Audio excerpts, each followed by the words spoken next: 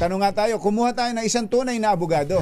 Si Attorney Ade Fajardo. Attorney Fajardo, magandang morning! Si Ka Jerry at si Ka Tunying po ito. Ay, magandang umaga, Ka Jerry at Katunying at sa lahat ng mga subaybay sa inyong programa po. Ano po ba ang pronunciation ng pangalan nyo? Attorney Ade o Attorney Aid?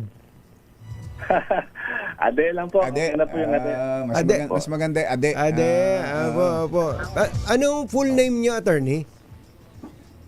Mahaba po kasi kaya ako Ayaw nyo na sabihin, ha? Kayo talaga, secret. Secret. Okay, thank you po. Opo, thank you po sa pagtanggap niyo sa tawag namin. Pwede po bang magtanong muna kami ng mabilis doon lang sa impeachment muna. impeachment, attorney, kahit hindi naman kayo prosecutor at hindi rin naman kayo defense lawyer? hindi po. Wala po tayong participation. Opo. Opo. Okay, ang isang tanong ko lang po na may kinalaman po sa impeachment. 92 days po ito 92 days. Opo.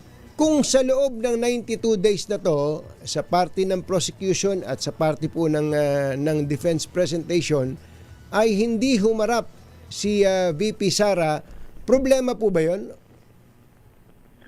Ay strategy po ng depensa po yan. No? Kasi sa aking, from a distance, di ba, hindi naman tayo kasali dyan. Opo. Hindi naman po kasi ito criminal case Ito ay essentially administrative case. No? Parang ang objective lang nito ay whether or not mananatili sa kanyang opisina si Vice President. No? So option po niya yan na hindi siya dumating. Pero siyempre, may epekto po yan sa perception ng ating mga kababayan. Kasi, di ba, minsan yun ang kasabihan, kung hindi kayo guilty, iba rin hindi kayo humarap. Parang So, pwede ho palang mangyari yun na, alimbawa, sa the whole process ay hindi aarap ang isang impeach official sa trial? Opo, in fact, kahit sa criminal cases, pwede pa kayo po kayo mag-waive ng inyong appearance, no? For as long as nag-submit kayo sa jurisdiction ng court, pwede kayong, kasi ang appearance, in personal appearance po, yan ay isang karapatan.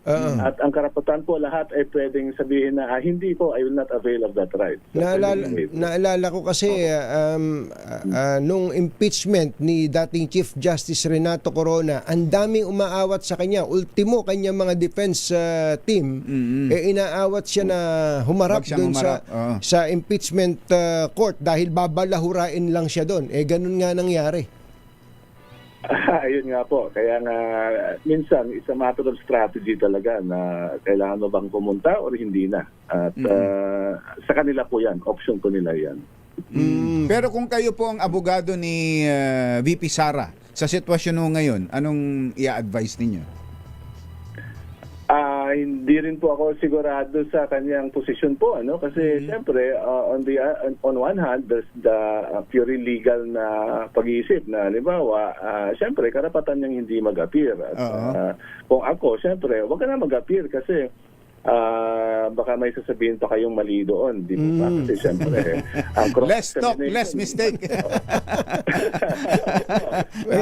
Yan ang katunayang magaling kayong defense lawyer. Ayun na nga po, mahirap. Kasi maraming magtatanong dyan. Maraming senador, maraming depensa. At ngayon, parang sa inyong payo na yon, parang ang indikasyon, kayo ay naniniwalang guilty. Ganun ho ba? Hindi na. Siyempre, meron ding political na consideration. Siyempre, yan, tama. Consideration niya ay political. Di siyempre, ang mas magandang advice yan ay mag-appear kayo dahil naghihintay ang taong bayan. So, dalawang bagay po yan. Magtitimbang po niyan. Opo. Okay. Punta tayo. Kayo ho ang spokesperson and legal counsel. Tumatay yung legal counsel ngayon ni dating Speaker Martin Romualdez. Kumusta po siya ngayon, attorney? Mabuti naman po. Siya ay abala sa distrito niya. Alam naman natin nagkaroon ng problema doon dahil sa school shooting ng mga murang edad ng mga kabataan. No? Kaya siya ay abala ngayon sa pag-aasikaso sa mga pangangailangan ng mga naiwang pamilya po. Doon ho sa laging mga nababanggit na yan at parang siya ang tinutukoy na mastermind flood control scandal na ito, anong nagiging sagot doon at anong nagiging reaction doon ni dating Speaker Romualdez? Ay, siyempre po, siya ay gulat na gulat, no? Kasi kahit kami, parang hindi namin naiintindihan kung bakit siya ang pinipin down na mastermind dito. Alam naman natin na nangyari. Mula sa pulpa, talagang pinagbigyan niya po ang investigasyon mula nang sumabog ito ng huling SONA, no? Siya ay voluntaryong bumaba sa pagka-speaker para mabigyan nga ng daan itong mga investigasyon. Gumawa ng Independent Commission on Infrastructure. Doon ay siya voluntaryo nag-appear, hindi siya tumakas, nag-submit siya ng statement.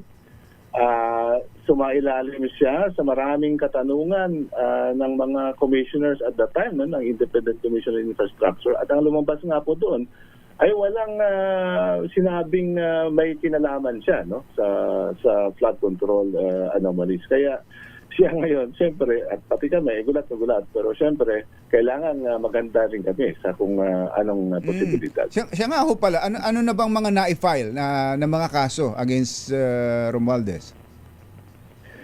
Well, ito po, siyempre, alam naman ng lahat ng tao dahil public pronouncements naman ng ombudsman ang naging basihan. Nagkaroon ng mga filing ng whole departure order, preliminary whole departure order po sa Sandigan Bayan. Alam po natin yan. At na-issuean nga siya ng preventive HDO, no? Tapos nag-file din ang ombudsman ng reklamo sa Money Laundering Council. That's why may mga petition for a freeze order. Pero yung kaso yung kaso mismo. Yung kaso mismo ay wala pa po, no? Kaya nga kami nagtataka bakit may ganong mastermind na paghahambing sa kanya kasi wala pang nakasampang kaso sa korte sa mga criminal cases na kahalintulad doon, no, ng kay dating Senador Bong Revilla or kay Senador Marcoleta. So wala pong ganong kaso ngayon. Ang naririnig natin sa ombudsman ay nagkakaroon sila ng fact-finding investigation. Yun po ang I think actual status ngayon niyan. So kung fact-finding po ba, wala pa hong mga subpoena o wala man lang mga sulat sa inyo to respond to this particular item? Wala pa hong ganon? Wala pa po kasi actual subpoena po lalabas po yan kung magsisimula na yung tinatagurian nating preliminary investigation, no? Pinasubmit ka na ng yung counter affidavit or yung depensa. At this time po wala po kaming kaalaman na nag-issue na ng ganyan ang ombudsman. At handa po kaming sagutin yan sakali mang maglabas nga po sila ng subpoena. Sa DOJ po wala din? Wala din po Ganon? Yun yung nangyari sa ICI. Nagkaroon ng... humarap siya doon, di ba?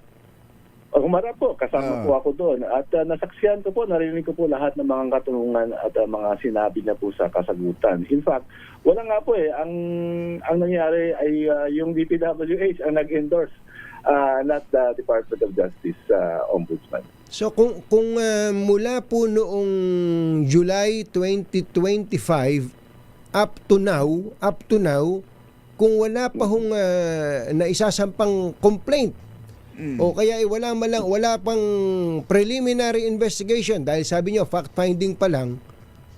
Oo. What does it tell us, attorney?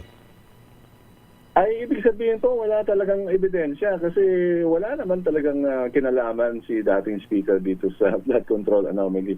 Pagka ganyan po walang ebidensya pero madami nang sinasabi, yung mga kinauukulan na sabi ay malakas ang kaso, medyo ang dating sa amin po niya na ibola po yan. Kasi nga hanggang ngayon, walang naisasampang kaso sa korte, walang criminal cases.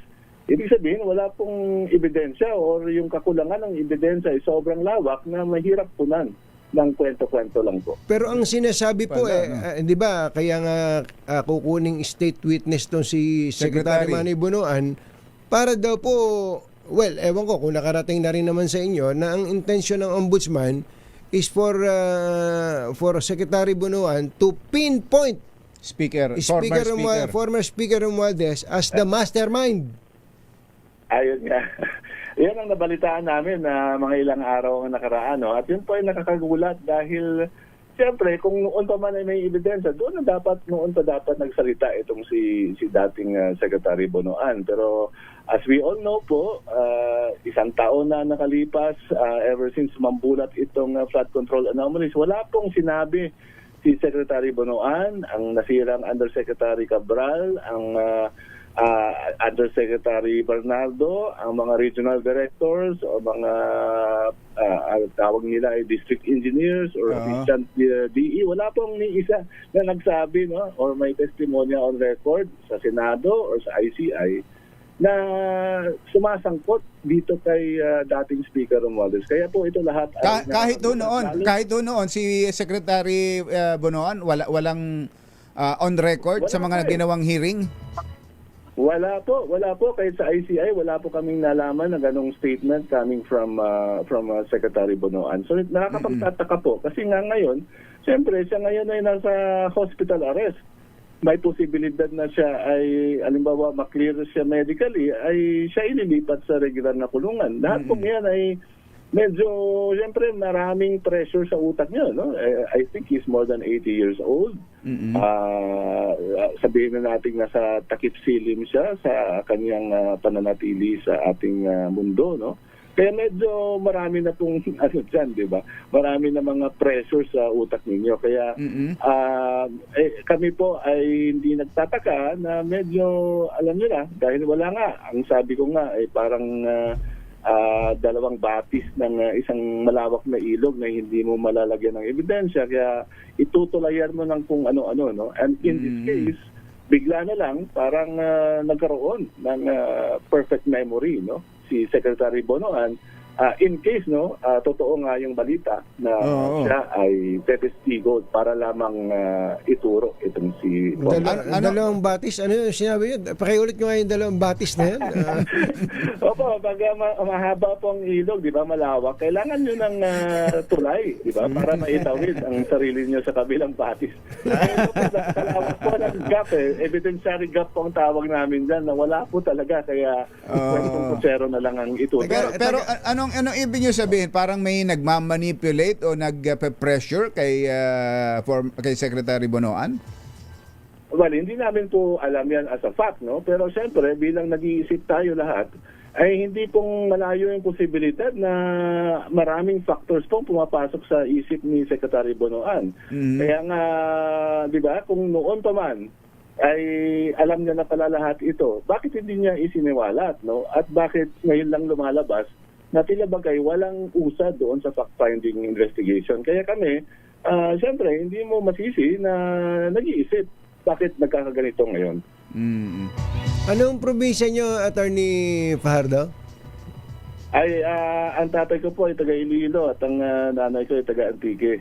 Kasi Parang ako pinanganak. parang taga Bulacan kayo Parang nung Bulacan parang Nueva Ecija na eh. Nung tinira niyo yung dalawang batis medyo Oo, nagtrabaho tayo noon sa taga Bulacan nang tayo bata pa, si Cablas Opte.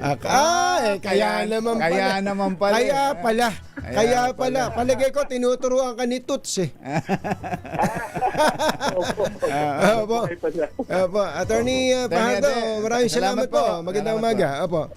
Maraming salamat din po sa pagkakataon. Attorney Fajardo, siya po ang spokesperson at lawyer ni dating Speaker Martin Romualdez.